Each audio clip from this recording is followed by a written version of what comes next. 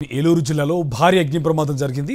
మండవల్లి మండలం భైరవపట్నంలో మంటలంటుకుని 20 గుడిసెలు దగ్ధమయ్యాయి.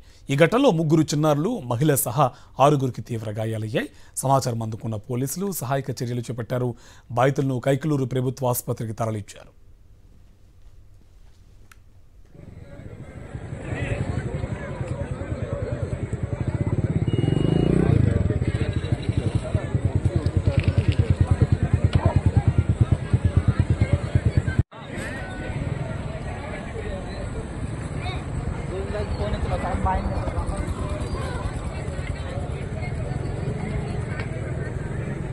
హైవే పక్కనే నెల్లూరు జిల్లాకు చెందిన వేటగాళ్లు 20 ఏళ్లుగా గుడిసెలు వేసుకుని ఉంటున్నారు. దోమల నివారణకు కాయిల్ ముట్టించగా తొలుత మంటలు చెలరేగాయి. అనంతరం నాటు తుపాకీలో మందుగుండు సామగ్రికి మంటలందుకొని పెను ప్రమాదం జరిగినట్లు స్థానికులు పేర్కొన్నారు. మంటల తీవ్రతకు గుడిసెల్లో ఉన్న గ్యాస్ సిలిండర్లు పేలడంతో స్థానికులు తీవ్ర భయాందోళనకు గురయ్యారు. ఇదే అంశకు సంబంధించి మరింత సమాచారం మా కరెస్పాండెంట్ అశోక్ మనకు ఫోన్ లైన్లో డీటెయిల్స్ అందిస్తారు. అశోక్, పూర్తి సమాచారం ఏంటి?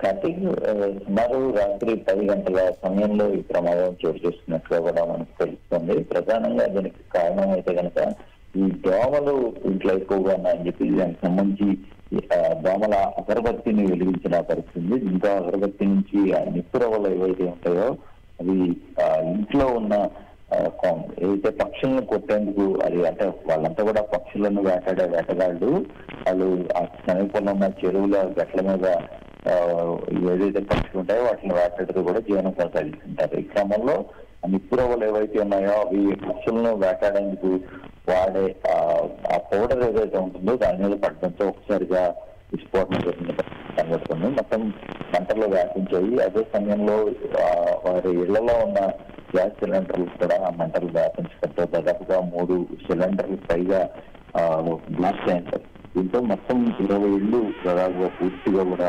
భగ్నమైపోయాయి. గతంలో 6గురు తీవ్రంగా పడ్డారు. వీరందరూ కూడా రెట్లీరు ప్రభుత్వ ఆసుపత్రికి తరలించిన పరిస్థితి. అయితే బాధితులు ఎవరైతే ఉన్నారో వారి ఆర్తనాదాలతో రెట్లీరు ఆసుపత్రి అంతా కూడా వేరెత్తిన పరిస్థితి కూడా కనబడుతుంది. ఒకసారిగా ఈ ఘటనతో మండవల్లి మండలంలో ఏదైతే భైరవపట్నం ప్రాంతాన్ని కూడా ఉలిక్కిపడిందని చెప్పుకోవచ్చు. చిన్నపాటి నిర్లక్ష్యంతో ఇంత తీవ్రమైన ప్రమాదం అయితే జరిగింది. ప్రస్తుతం వారందరికీ కూడా ఎవరైతే గాయాల పాలైన వారు ఉన్నారో వారికి మెరుగైన చికిత్స అయితే కూడా అందిస్తున్న పరిస్థితి కనబడుతుంది. ఈ ఘటన జరిగిన వెంటనే ఫైర్ ఇంజిన్ వచ్చే లోపే పూర్తిగా 20 ఇళ్లు కూడా తగ్గిపోయిన పరిస్థితి అయితే మనకి అక్కడ కనబడిందని చెప్పొచ్చు. మొత్తానికి ఒక్కసారిగా ఈ ఘటనతో కైకలూరులోనే ఏదైతే ఆ నియోజకవర్గం మొత్తం కూడా ఒకసారిగా ఉలిక్కిపడిన పరిస్థితి మనకు కనబడుతుంది. Right, thank you Ashok.